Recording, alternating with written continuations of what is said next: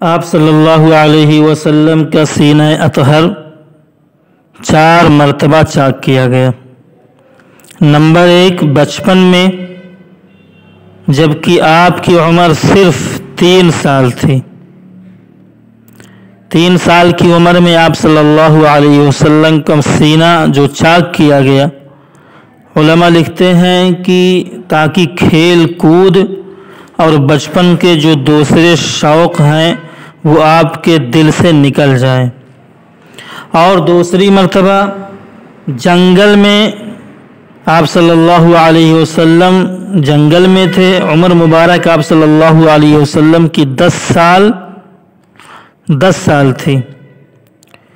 تو 10 سال کی عمر میں آپ صلی اللہ علیہ وسلم کا ایک مرتبہ سینہ چاک کیا گیا۔ علماء لکھتے ہیں کہ 10 سال کی عمر میں سینہ آپ کا اس لیے چاک کیا گیا تاکہ جوانی کی شباب کی جو قوت شہوانیہ ہے اور قوت غضبیہ ہے، غصے کی اور شہوانی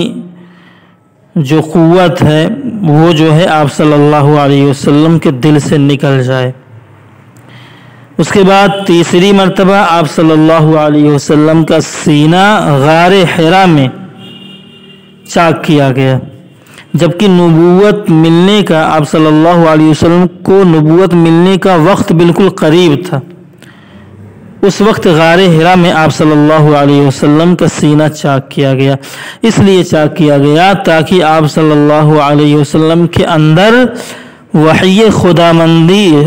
خداوندی کے انوار و برکات کو برداشت کرنے کی قوت پیدا ہو جائے۔ اور یہ واقعہ جو پیش آیا یہ رمضان میں یا ماہ ربیع الاول میں، یہ رمضان یا ماہ ربیع الاول میں پیش آیا، اور چوتھی مرتبہ معراج کی رات میں چوتھی مرتبہ آپ صلی اللہ علیہ وسلم کا سینہ چاک کیا گیا